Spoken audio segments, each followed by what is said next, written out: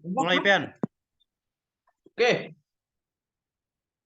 Assalamualaikum warahmatullahi wabarakatuh. Gunakan nama saya Fafian dengan NIM 20020030012. Baiklah, di sini saya akan menjelaskan tentang budidaya ikan lele sistem bioflok.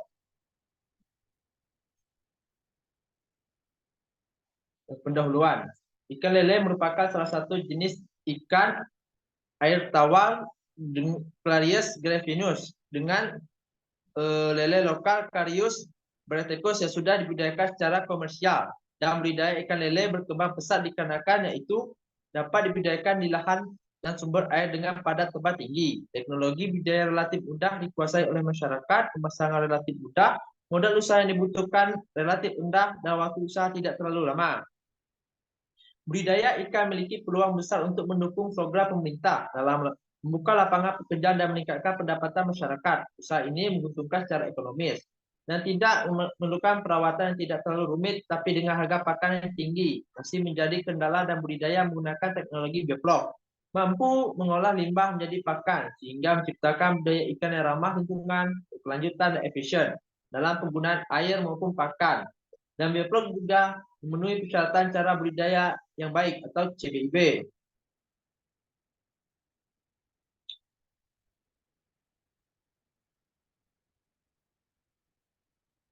Ciri morfologi ikan lele. Ikan lele secara umum memiliki tubuh yang licin, berlendir, tidak bersisik, dan bersungut atau berkumis.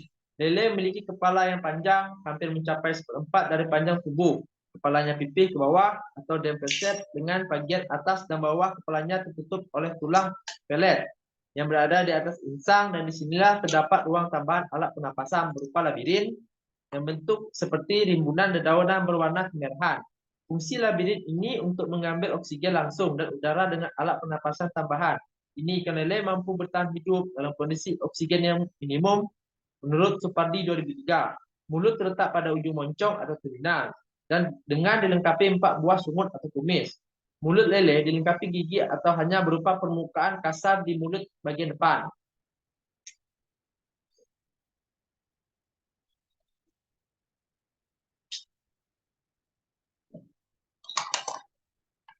Lanjut dong.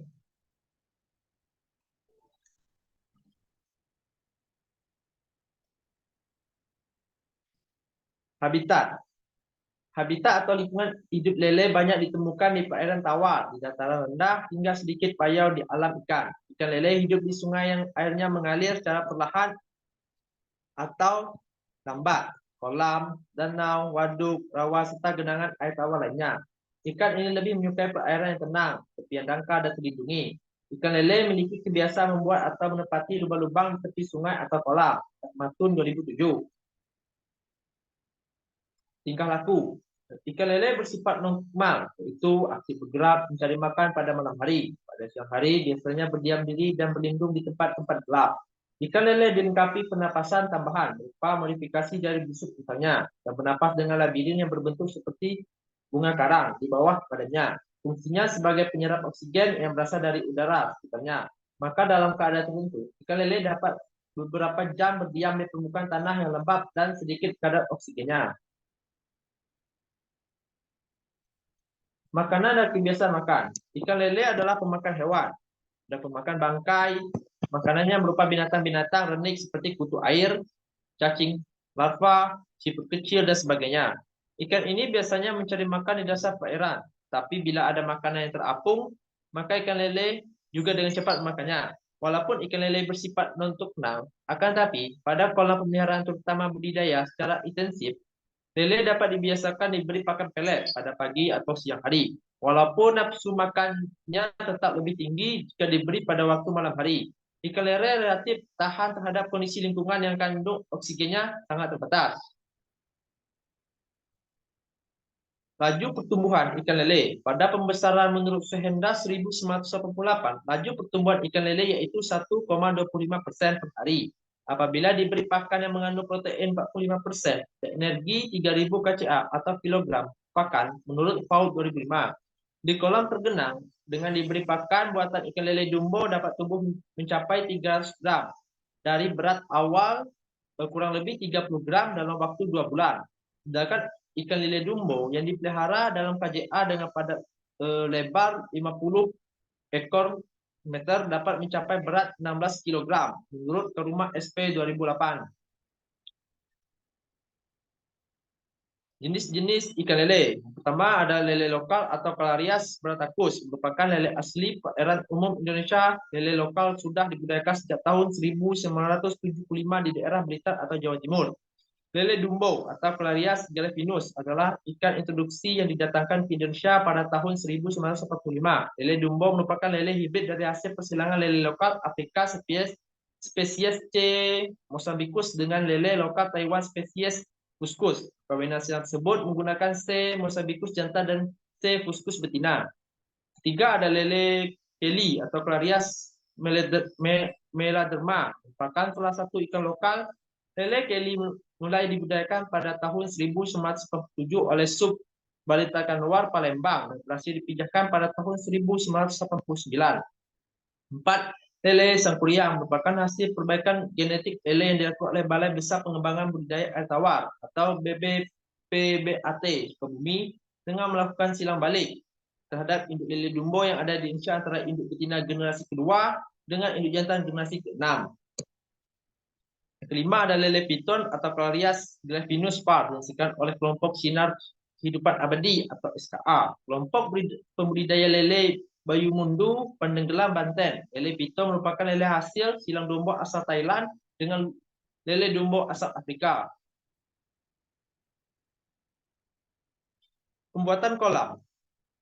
Di sini kita menggunakan teknologi bioflok. Alat yang diperlukan dengan pembuatan kolam bunda berbahan plastik dengan rangka besi anyaman sebagai berikut. Itu besi anyaman atau besi wiremes diameter 6 mm untuk rangka dinding kolam.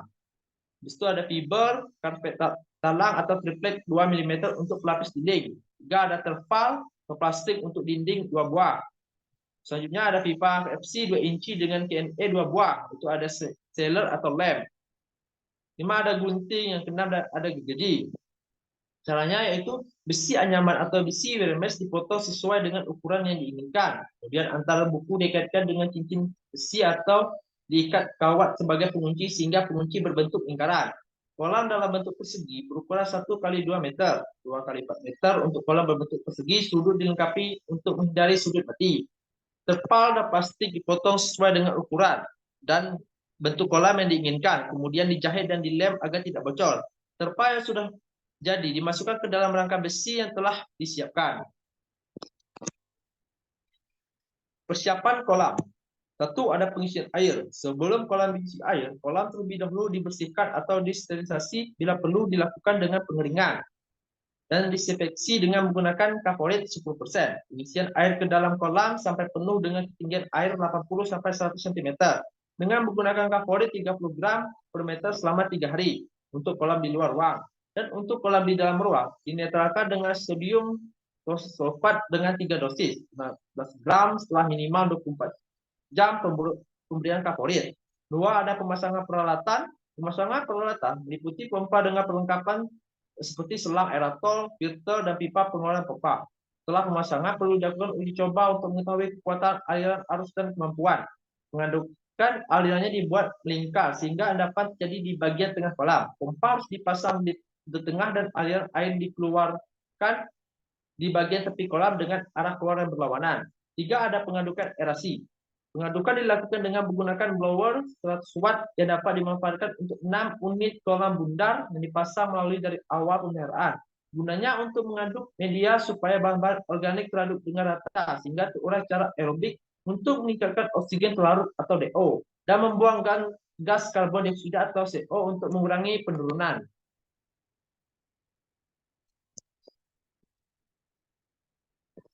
Penebaran benih. Benih ikan lele ditebal berukuran 7-8 cm dengan pada tebal 1000 ekor per meter. Sebelum benih ditebal, sebaiknya benih ikan lele direndam dengan menggunakan vaksin sesuai aturan pakai pada label kemasan. Penebaran benih hendaknya dilakukan pada pagi atau sore hari. Upaya penyamaan suhu air wadah benih cara bertahap agar benih tidak stres. Ditebarkan maka benih diadaptasikan terlebih dahulu dengan cara menambahkan air kolam ke dalam kantong benih. Benih yang sudah adaptasi akan dengan sendirinya keluar dari kantong atau wadah angkut benih menuju lingkaran air kolam.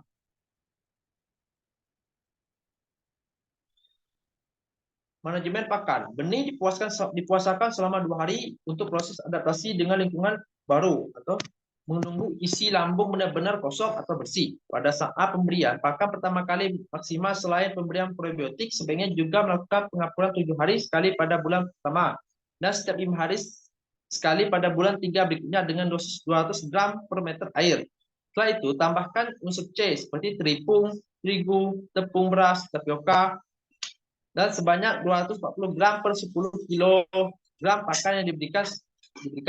Selanjutnya, berikan aerasi yang kuat di dasar kolam hingga permukaan air untuk mempercepat proses pengadukan hingga terbentuknya vlog. Pengolahan air. Pengolahan air sangat penting dalam usaha budidaya. Kegiatan pengolahan air dapat dilakukan dengan cara menambahkan probiotik ke dalam wadah budidaya. Pengendalian hama dan penyakit. Yang pertama ada Aeromonas dan Pseudomonas hydrophilia. Yang gejalanya itu warna tubuh kusam, gelap, nafsuan makan menurun, mengumpul dekat saluran pembuangan, kulit kasar dan excelender.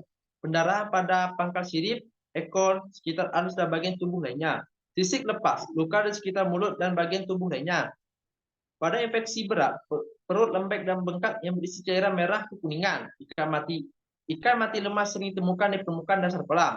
Dan cara pengendaliannya yaitu disinfeksi saran budidaya ada selama proses pemeliharaan.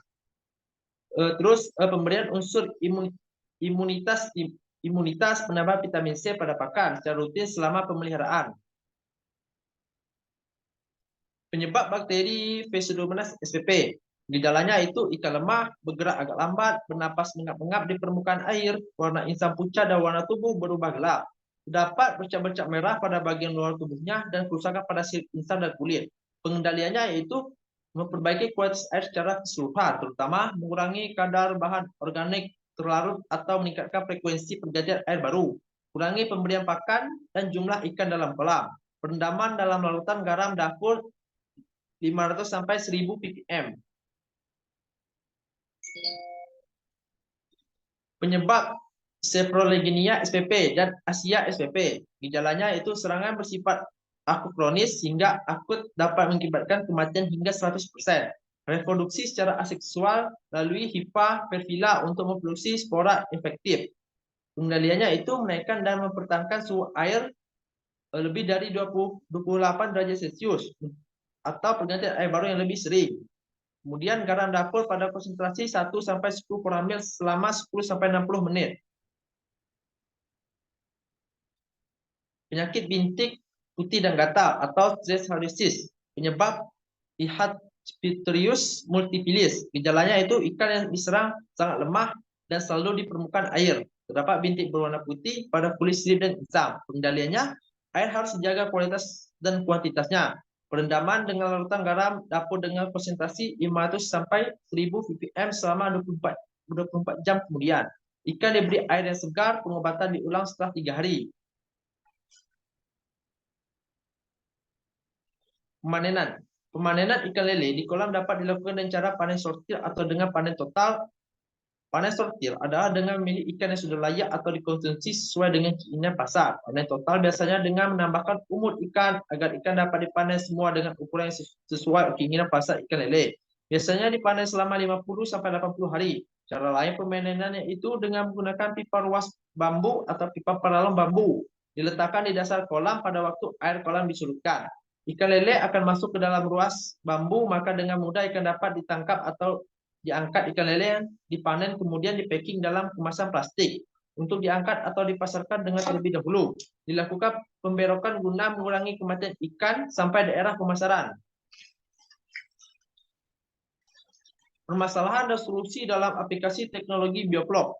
Probiotik untuk membentuk vlog. Probiotik harus spesifik, oleh karena itu bakteri digunakan harus dari kelompok dari bakteri heterotrof dari kelompok Bacillus cereus, Bacillus pitiformis, Bacillus megatherium dan Lactobacillus, dan dari kelompok fotosintetik dari Rhodobacter dan Rhodosporidium. B. Air hitam vlog warna Air hitam menunjukkan kondisi lingkungan dalam kolam kekurangan oksigen. C. Pengadukan aerasi tidak merata bila pengadukan aerasi berhenti. Biasanya terjadi endapan karena kekurangan oksigen. Dan tingginya karbon dioksida bila kurang aerasi maka dapat menyebabkan kematian ikan. D. Air bau. Kasus air bau biasanya disebabkan oleh pemberian pakan yang berlebihan, terjadi kematian bakteri secara massal, dasar kolam terlalu kotor, serta pH yang rendah. E. Lele menggunakan ikan menggantungkan ikan lele sebagian atau seluruhnya biasanya disebabkan oleh kualitas air kurang baik, lebihan pakan, atau serang penyakit yang baik disebabkan oleh bakteri maupun parasit. F. Vlog tidak terbentuk biasanya disebabkan oleh bahan organik yang masih belum cukup. G. Vlog terlalu kental. Bila vlog pekat, sebaiknya ikan tidak diberi pelet agar ikan memanfaatkan vlog atau kurangi porsi pakan hingga 30-40% per hari sampai vlog tersisa 50% saja. Pemberian molase dapat menimbulkan masalah karena molase dapat merangsang perkembangan bakteri. I. Nafsu makan menurun disebabkan oleh beberapa faktor antara lain suhu yang rendah, pH terlalu tinggi, dan rendah kualitas air tidak memenuhi persyaratan. J. SDM kompetensi sumber daya manusia masih belum memadai sehingga perlu dilakukan sosialisasi, pelatihan, transformasi teknologi, serta pembantuan sikap mental. Analisis usaha. Di dalam dunia bisnis, analisis usaha merupakan kegiatan yang sangat penting karena dari analisis usaha tersebut dapat diketahui misalnya keuntungan usaha tersebut. Analisis usaha lele sangatlah bervariasi. Dari ini disebabkan oleh perhitungan biaya operasional yang dipengaruhi oleh besarnya unit usaha, alat dan bahan yang digunakan, serta letak lokasi usaha. Misalnya, biaya yang tercantum dalam analisis usaha ini dapat berubah setiap waktu menurut kondisi besar usaha serta pasarnya. Contoh standar prosedur operasional praktis budidaya ikan lele sistem bioflok, yaitu persiapan air. Pertama, bersihkan bak dan jamur selama sekitar 12 jam atau ukuran bak diameter 3 mm.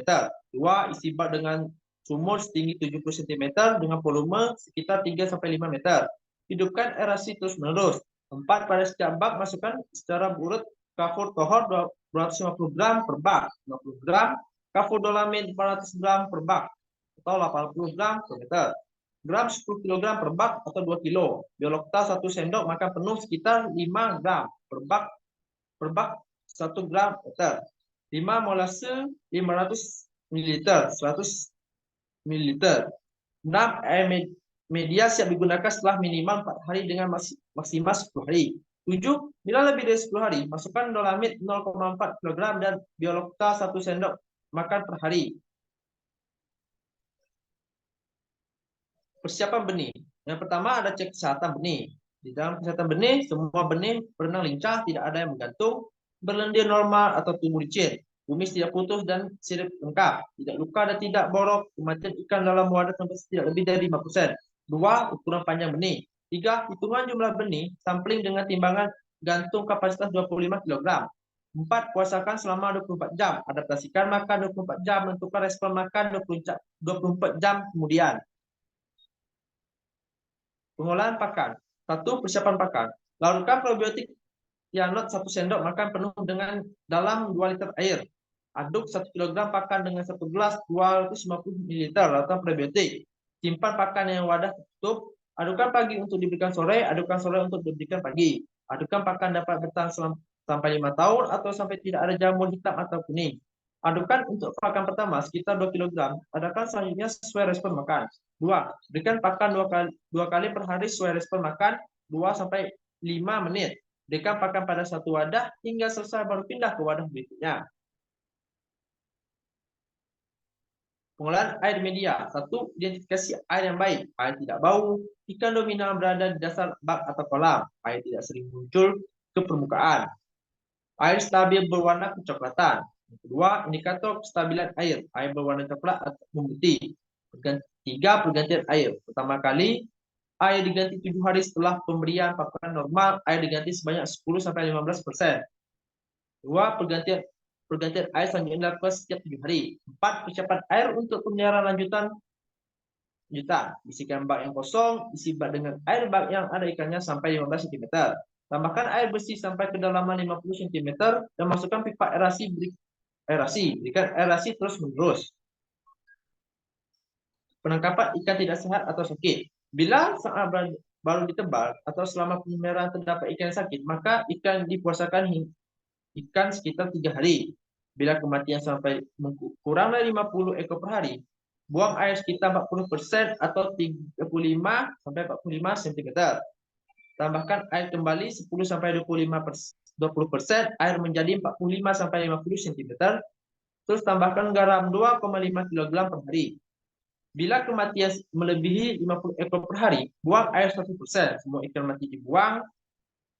Masukkan air terus-menerus sampai busa terbuang. Matikan atau cabut aerasi.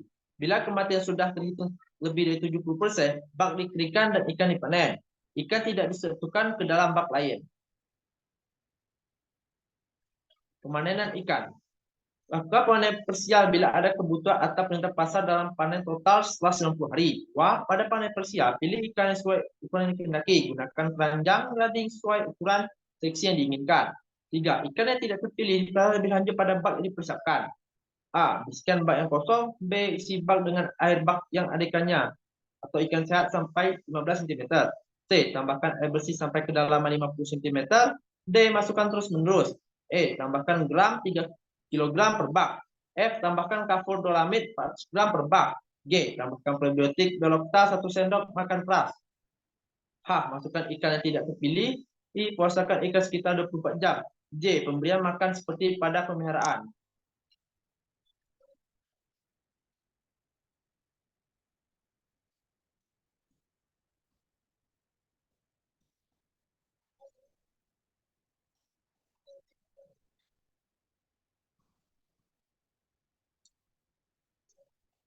Baiklah, hanya itu yang dapat saya sampaikan. Akhir kata, Assalamualaikum warahmatullahi wabarakatuh.